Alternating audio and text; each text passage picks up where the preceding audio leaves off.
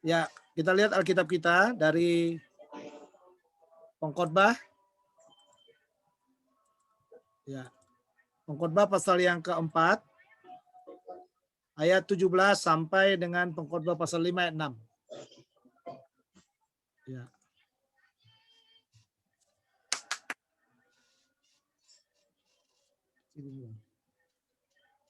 Ya, sekali lagi Pengkhotbah pasal yang keempat, ayat 17 sampai dengan Pengkhotbah pasal 5 ayat 6. Ya, kita judulnya adalah hati-hatilah. Ya, hati-hatilah judulnya. Ya, judul pelajaran kita ya, hati-hatilah. Ya, baik, kita lihat. Ini ayatnya ya, saya baca. Jagalah langkahmu kalau engkau berjalan ke rumah Allah. Menghampiri untuk mendengar adalah lebih baik daripada mempersembahkan korban yang dilakukan oleh orang-orang bodoh. Karena mereka tidak tahu bahwa mereka berbuat jahat. Sekali lagi ya, pesan utama di sini, jagalah langkahmu, lalu dikatakan kalau engkau berjalan ke rumah Allah. Ya, berjalan ke rumah Allah. Nah, di sana dikatakan ternyata di rumahnya Tuhan itu ada kata-kata penting di sini. Dikatakan menghampiri untuk mendengar. Nah, ini dia, menghampiri untuk mendengar. Menghampiri untuk mendengar dikatakan adalah lebih baik dari apa? Mempersembahkan korban. Nah, ini dia, mempersembahkan korban ya. Nah, ini jadi kita bisa lihat di sini, kalau kita pergi ke rumah Tuhan itu, ya dikatakan langkahnya harus dijaga. Maksudnya menghampiri untuk mendengar, jadi jangan terlalu banyak bicaranya. Ya, biasanya kan di gereja pun kita udah di ibadah pun kadang-kadang kita banyak bicaranya ya. Saya dikatakan menghampiri untuk mendengar adalah lebih baik daripada mempersembahkan korban yang dilakukan oleh orang-orang bodoh karena mereka tidak tahu bahwa mereka berbuat jahat. Jadi menghampiri untuk mendengar disejajarkan dengan mempersembahkan korban. Ya, disejajarkan dengan mempersembahkan korban, ya. Nah, lalu yang berikutnya dikatakan di sini lagi. Yang kedua, ayat 5 ya, pasal 5 ayat 1. Janganlah terburu-buru dengan mulutmu. Ya, janganlah terburu-buru dengan mulutmu. Nah, ini kalimat utamanya di sini. Dan janganlah hatimu lekas-lekas mengeluarkan perkataan di hadapan Allah.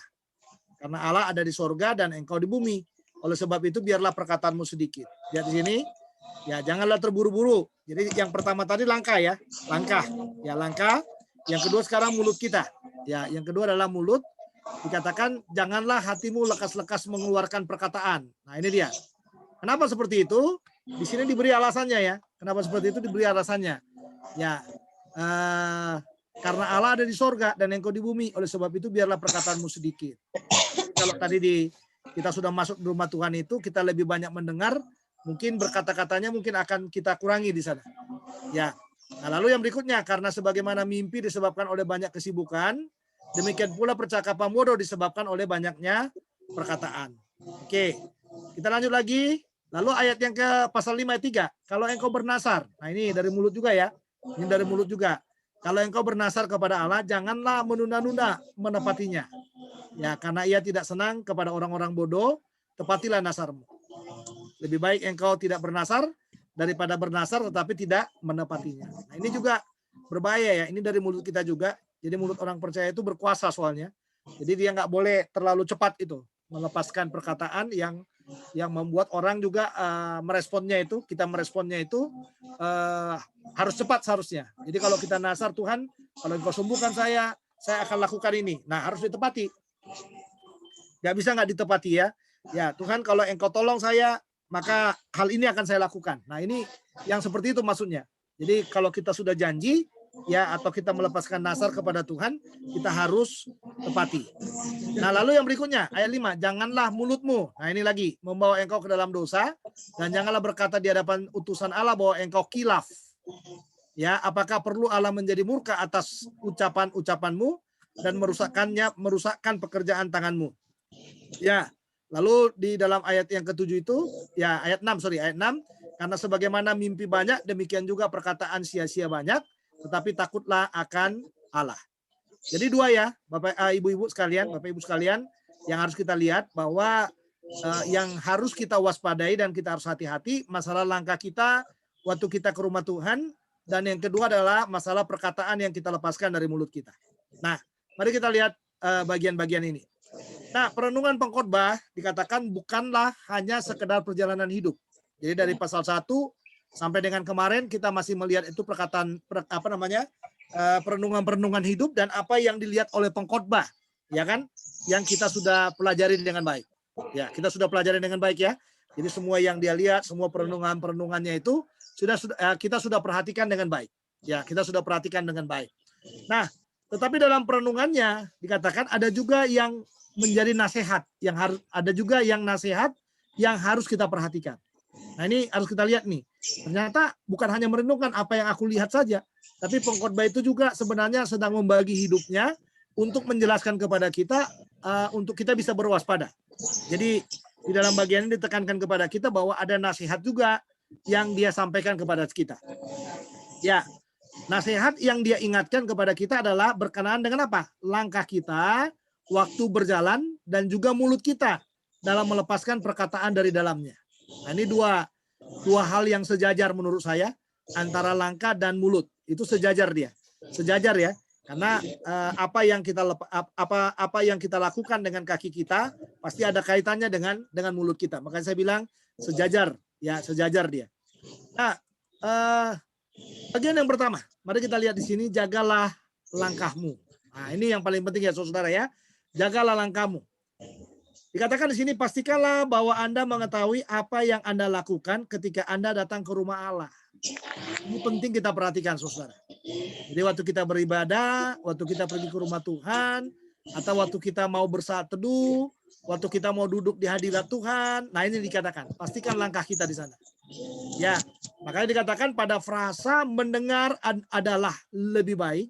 Nah ini dia ya, sang penulis bukan berbicara tentang datang ke bait Allah untuk mendengarkan paparan mengenai hukum Taurat, melainkan ia memberikan peringatan agar tidak menghampiri Allah dengan cara yang salah. Nah, dari sini kita dapat ya bahwa dikatakan waktu Salomo berkata jagalah langkahmu itu, ini berkaitan dengan waktu kita menghampiri Tuhan itu. Ya, menghampiri Tuhan itu. Jadi makanya waktu kita menghampiri Tuhan katanya kan mendengar adalah lebih baik. Jadi mendengar Tuhan itu jauh lebih baik daripada sekedar kita curhat kepada Tuhan. Curhat boleh, nggak dilarang curhat ya. Tapi jangan terlalu banyak kita yang berkata-kata dan kita tidak memberikan Tuhan punya kesempatan untuk berbicara kepada kita. Ya, jadi di gereja apapun kita beribadah, saudara, saya sangat percaya sekali kalau kita bersaat teduh dengan Tuhan, Tuhan itu masih menggunakan banyak hal untuk dia berbicara dengan kita. Ya, untuk dia berbicara dengan kita. Hanya sekarang ini dia dikatakan, apakah kita mau mendengar? Ya, nah ini kata kuncinya ya. Apakah kita mau mendengar? Karena dikatakan mendengar adalah lebih baik. Ya, sekarang pertanyaannya kan kalau kita menghampiri Tuhan itu emang Tuhan nggak tahu masalah kita? Tahu. Apakah Tuhan nggak tahu persoalan kita? Tahu. Apakah kita perlu berbicara? Iya. Tapi banyak sekali orang kalau berbicara kepada Tuhan, dia menyampaikan keluh kesahnya kepada Tuhan seperti apa? Seperti dia emosional, seperti dia apa? Hendak memaksa Tuhan, ya, memaksa Tuhan untuk apa? Untuk seolah-olah ini lo mauku, lakukanlah itu buatku. Nah, ini sebenarnya yang dibatasi oleh si pengkhotbah ini, bahwa ternyata yang diperlukan itu dengarlah Tuhan. Ya, kalau kita berdosa, sedang mengaku dosa di hadapannya, dengarlah Tuhan. Nah, ini kata yang penting ya saudara ya. Dengarlah Tuhan. Jangan sampai apa? Jangan sampai kita tidak mendengarnya. Ya, kita udah mengakui dosa kita, tapi kita nggak mendengarnya. Kita perlu mendengarnya. Supaya apa? Supaya setelah kita mengakui dosa kita itu, kira-kira Tuhan mau suruh kita ngapain lagi? Ya kan? Tuhan mau suruh kita ngapain lagi? Nah, ini paling penting ini. Ya, paling penting ini. Karena kadang-kadang kita ngomong terus, kita sudah mengaku, kita sudah katakan Tuhan aku jatuh, Tuhan aku nggak bisa berbuat apa-apa, tapi kita kan Tuhan juga perlu berkata kepada kita, kalau gitu nak, kalau kamu sudah sadar, sudah mengetahuinya, sudah mengakuinya, sekarang, nah itu Tuhan biasanya seperti itu. Sekarang lakukanlah ini. Sekarang buatlah ini. Sekarang ikutilah ini. Ya, makanya kalau kita menghampiri Tuhan itu, hampirilah dia dengan serius. Tuhan, ini sakitku, aku datang kepadamu. Aku tidak tahu apa yang harus aku perbuat. Tapi aku percaya bahwa Engkau sanggup melakukan yang terbaik bagiku. Sekarang setelah saudara berbicara seperti itu, berilah ruang bagi Tuhan untuk berbicara kepada kita.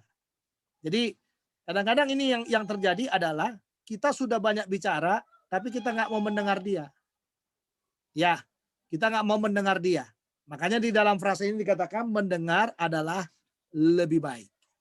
Ya kan? Ibu-ibu ya, mendengar adalah lebih baik.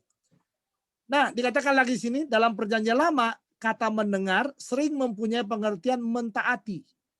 Ya kan? Jadi mendengar itu sama dengan mentaati.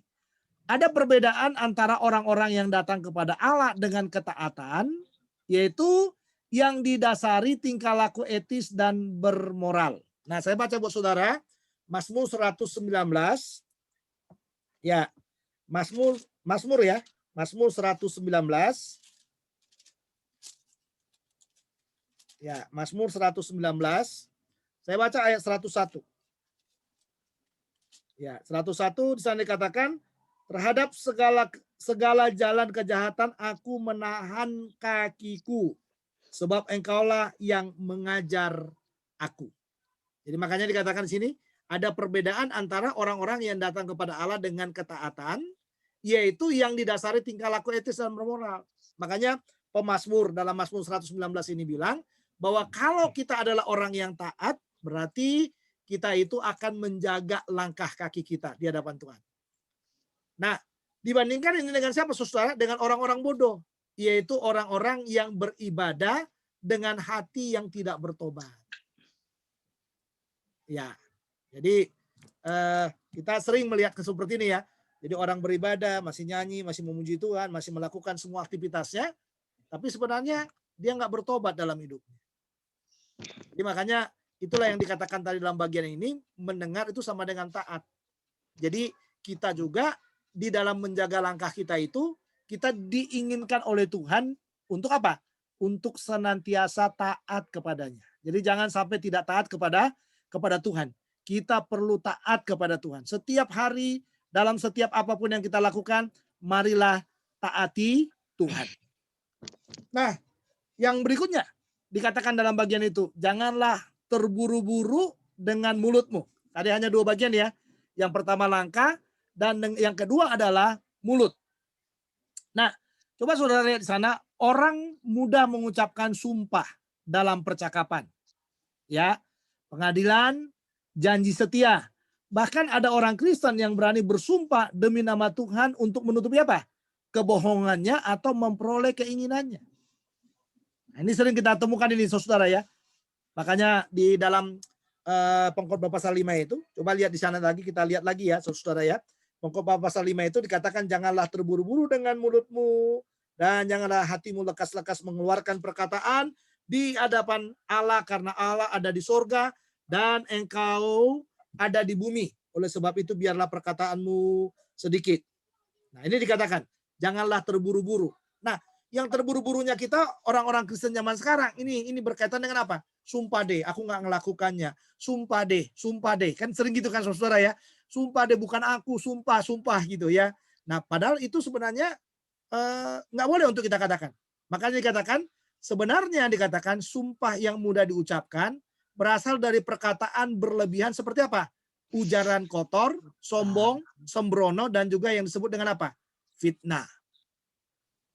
Ya, makanya di dalam bagian ini kita dituntun untuk apa? Untuk menjaga mulut kita itu. Ya, makanya dibilang janganlah terburu-buru dengan mulutmu. Ya, jadi masih balik lagi, supaya mulut ini nggak cepat berkata-kata, seharusnya dia harus ditahan dengan apa? Itu tadi lagi, mendengar lebih baik daripada apa? Daripada mengatakan perkataan-perkataan yang tidak diperlukan. Nah, coba lihat di sini lagi, kata serupa ini tidak layak diucapkan oleh anak Tuhan, sebab mendatangkan hukuman Tuhan. Kalau kita terlalu banyak sumpah deh itu nggak pantas buat kita. Makanya dikatakan sumpah yang diucapkan dengan menyalahgunakan nama Tuhan demi kepentingan diri menyatakan sikap tidak menghormati Tuhan. Ya, tidak menghormati Tuhan. Lalu dikatakan lagi, sikap ini dimulai dari hati yang tidak tertuju kepadanya. Nah, ini yang dikatakan dalam pasal 4 ayat 17 tadi. Jadi hati kita itu harus melekat dengan Tuhan. Supaya apa? Supaya setiap yang kita bicarakan, yang keluar dari mulut kita, semuanya terkontrol dengan baik. Ya, saya punya dosen dulu, waktu saya kuliah di STT Cipanas itu. Dosen saya itu namanya Dr. Graham Robert. Ya, dia orang Australia. Saya mengambil mata kuliahnya tentang spiritualitas teologi. Ya, waktu dia mengajar saudara, dia mengajar begini. Kalaupun kita mau berdoa, kita harus minta Tuhan supaya Tuhan yang mengeluarkan, menaruh perkataannya dalam mulut kita, sehingga yang kita minta dari Tuhan itu sesuai dengan kehendaknya. Itu yang paling saya ingat, yang pertama. Yang kedua, dia bilang lagi gini, kalau Anda diperhadapkan dengan banyak orang dan Anda dituntut untuk berbicara, katanya, untuk baik itu untuk menjawab atau untuk kita mungkin berdebat dengan orang, katanya. Dosen saya itu selalu bilang gini, ingatlah, mintalah kepada Tuhan supaya Dia menaruh perkataannya dalam mulut kita, sehingga apa yang kita lepaskan dari mulut kita tidak memunculkan pertikaian, fitnah, kata-kata kotor. Berarti dari situ saya menyimpulkan, ya karena itu bicara tentang spiritualitas teologi waktu itu, saudara, ya saya menyimpulkan begini, sederhana saya simpulkan. Oh, berarti orang rohani itu akan dilihat orang dari perkataannya. Jadi kita disebut orang rohani pada waktu kita menyampaikan, ya menjawab orang, berdebat dengan orang, melakukan apapun dengan kendali yang daripada Tuhan. Ya. Nah, makanya dikatakan di sini, pernahkah Anda membaca tanda peringatan, awas ada anjing galak? Ya, tanda ini diberikan agar tamu yang berkunjung hati-hati saat masuk rumah itu, sebab apa? Penghuni rumah memelihara seekor anjing. Nah, cara aman untuk memasuki rumah itu adalah dengan berjalan di samping tuan rumah. Kita pun memerlukan peringatan serupa agar kita tidak menimbulkan dosa.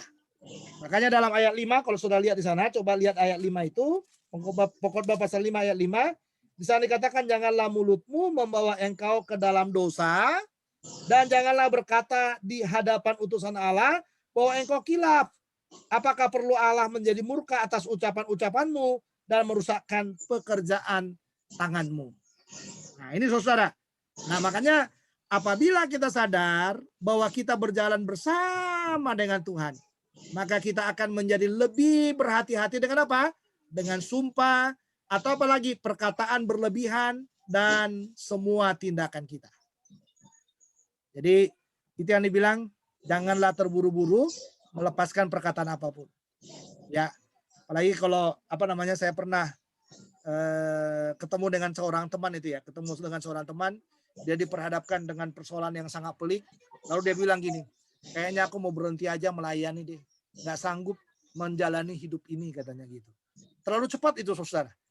Kenapa? Karena Tuhan kan masih membuat apa? Semacam, kalau saya kadang-kadang bilang, ujian itu semacam shock terapi buat kita. Shock terapi dari Tuhan buat kita. Tuhan itu sedang mengingatkan kita, ya, supaya apa? Supaya kita tetap bergantung kepada Tuhan. Ya, karena dia di balik kata-katanya dia bilang gini, iya, aku udah minta tolong kemana-mana, udah bikin proposal kemana-mana, nggak ada yang bantu nih pembangunan gerejaku. Kayaknya aku dibiarin Tuhan deh seorang diri, katanya gitu. Enggak, saudara. Makanya dibilang, janganlah terburu-buru dengan mulut kita. Sabar dulu, ya kan? Sabar dulu. Ada maksud-maksudnya Tuhan yang harus kita ikuti di sana.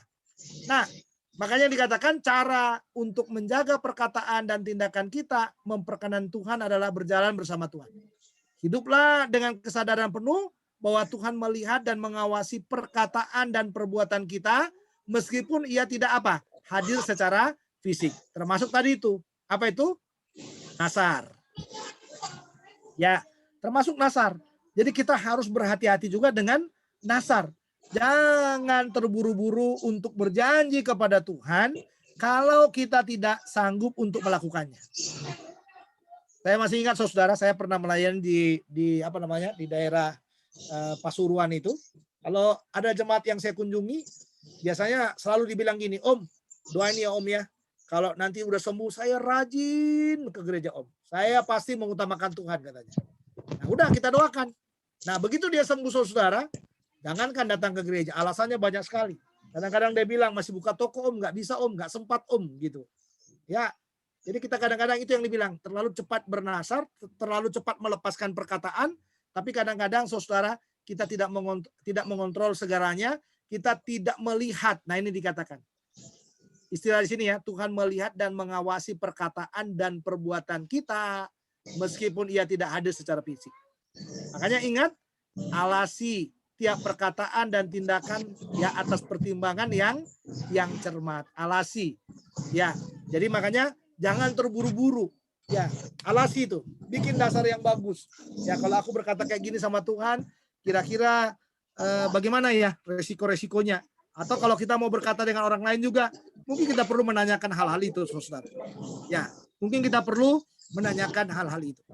Jadi dari bagian ini dijelaskan kepada kita. Ada dua hal yang kita harus hati-hati dalam hidup ini. Yang pertama adalah bicara jagalah langkahmu waktu menghampiri Tuhan. Yang kedua apa? Jagalah perkataanmu. Jangan terlalu terburu-buru untuk melepaskan apa? Melepaskan perkataan yang tidak mempermuliakan nama Tuhan. Ya, saya rasa dua hal ini yang ditekankan dalam bagian ini. Dan marilah Salomo sudah tidak berkata lagi aku melihat, tapi dia sudah membawa kita kepada realita moral ya, yang etis yang harus kita lakukan dalam hidup ini, yang berkaitan dengan siapa? Sebenarnya yang berkaitan dengan Tuhan. Ya, ini kan dua-duanya berkaitan dengan Tuhan kan? Baik langkah kita maupun perkataan kita. Mari kita berdoa. Bapa dalam sorga, terima kasih buat firman-Mu. Meteraikan dalam hati kami. Kami tahu bahwa Engkau adalah Tuhan yang menjaga dan menolong hidup kami. Biarlah firman-Mu menolong kami supaya kami lebih berhati-hati lagi dengan langkah kami. Dan biarlah Engkau juga menolong supaya kami lebih berhati-hati lagi dengan mulut kami. Banyak persoalan yang kadang-kadang menekan hidup kami yang membuat kami terburu-buru melepaskan perkataan-perkataan yang pada akhirnya tidak mempermuliakan Engkau. Kami mau belajar taat kepada Tuhan, mengasihi Tuhan, dan terus boleh memberikan yang terbaik bagimu. Biarlah kami ada dalam proteksi dan penjagaan yang daripada Tuhan. Dalam nama Tuhan Yesus, kami sudah berdoa. Amin.